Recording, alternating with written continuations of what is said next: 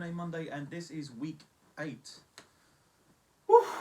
We're getting there. I quite like doing these, to be fair with you, even if there's only a couple of people watching them. It's a good way to keep track of how long we've been doing this sort of stuff for. And it is painful to say it's been 8 weeks, but there you go.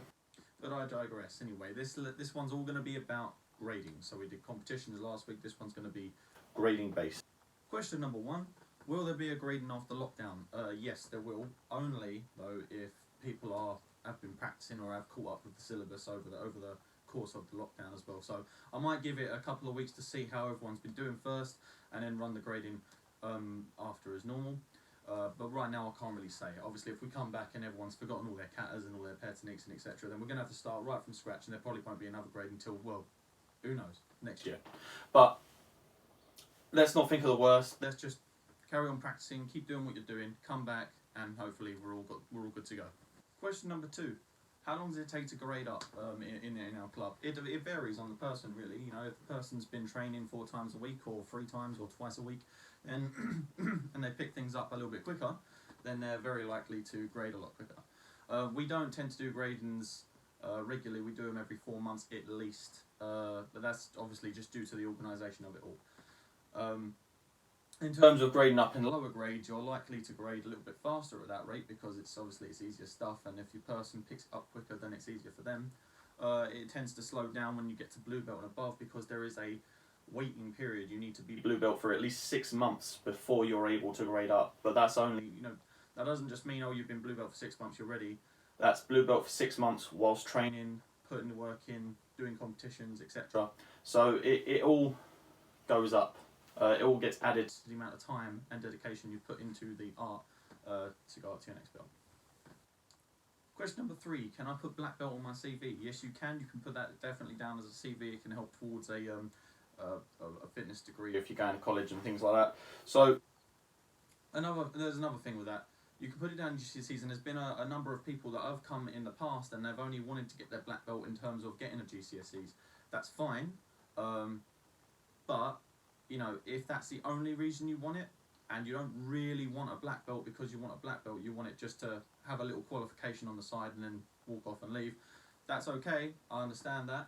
However, you are going to struggle to get it because it will show on the final stages of going towards that gradient. The last stamina test really takes it out of you. Like, you really have to want that belt, and if you don't, then it doesn't matter how fit you are, it doesn't matter how tough you are, if you haven't mentally got it in your mind that you really, really want what you want, then you ain't going to get it. So make sure when you go for black belt, it's something that you really want to dedicate yourself for. It's something you really want to do because you are going to be asked to do a lot, and not just on the grading. You're going to be asked to do a lot for the year leading up to that grading. You're going to be asked to help out in sessions. You're going to be asked to do every major competition. You're going to be asked to do all these seminars. You're going to be asked to come over and give your time to help the club and help grow the club. This is all the steps that is necessary and the criteria to go for that black belt. So if you're willing to do that and if you want to do that, then you can, and over time, hopefully all of that will come out on the grading. But if you don't, it will show. So make sure it's something you want to do. Question number 4. Can I still practice upper grade katas even though I'm a lower grade belt? Now, this is a bit of a mixed one because when I was going for the belts, no, you couldn't. You had to learn the grade that you were on, you had to learn the kata you were on, and it had to be like that way. And that's fine, that's how I learned, and I respect that way. I'm going to sort of take a little bit of a different approach to it. I'm going to say if you are able to learn it, and if you are able to understand the techniques that it is you're doing, then I feel no reason as to hold you back. Knowledge shouldn't be something that is held back from people. You should be able to pursue that knowledge.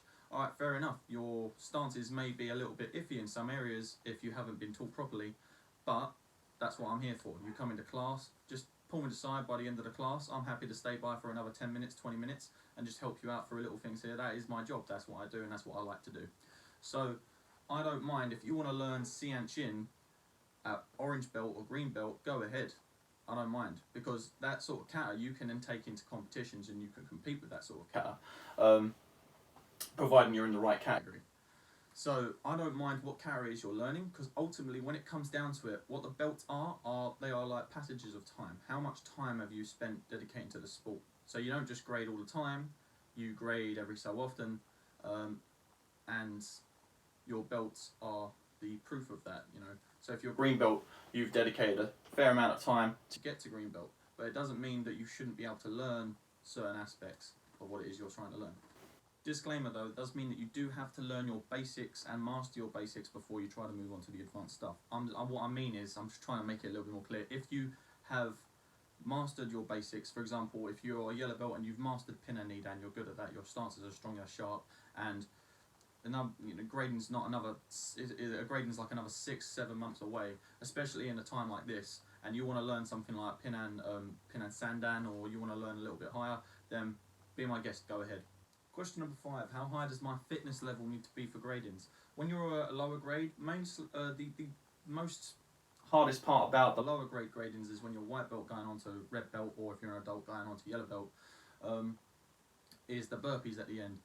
So you've got to do as many burpees as you can at X amount of time. It could be 45 minutes, it could be 45 minutes, no, it could be 45 seconds, it could be 1 minute, it could be 2 minutes, we don't know. We're just going to keep you going until you can't keep going anymore.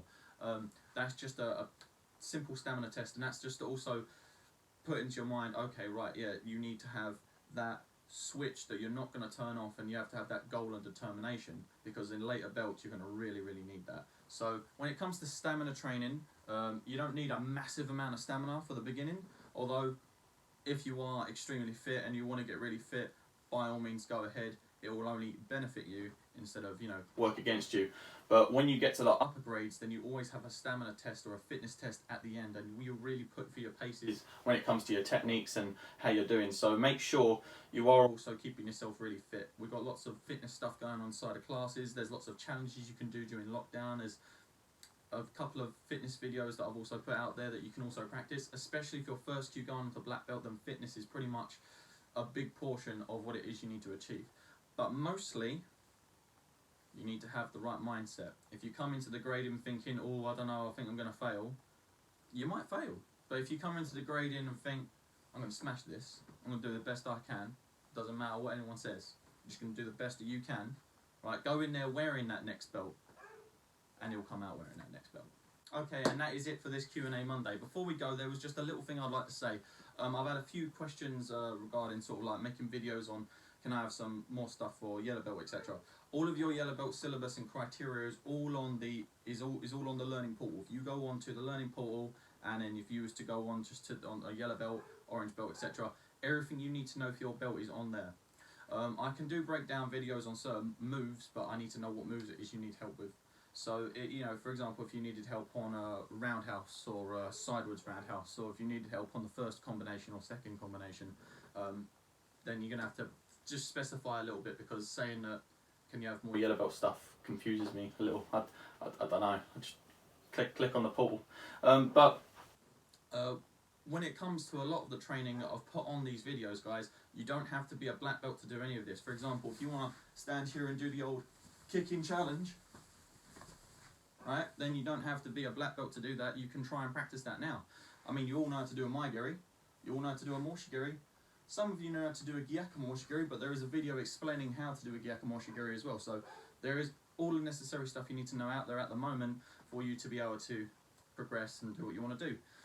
If you want to get fitter, there's fitness videos for you to try as well. Not to mention the challenges that Sensei Robert sets up. Whew, they're not easy. So yeah, you've got all the stuff out there. I'm going to make some more videos for you today, guys. I've already got some videos made from yesterday to give you to this week. I know that I've been a bit slacking over the week, because I was waking up at 5 o'clock in the morning, and I was finished at 5 o'clock in the afternoon, and by which time I just crashed down on the sofa. I didn't wake up until the evening anyway. So what I'm going to do now is I'm going to try and film as much as I can, and you're going to have something every single day from me, okay? Alright then, I hope you enjoyed this. I know this was a little bit long-winded, but I'll see you next time. Thank you very much. Please like and subscribe, and I'll see you next time.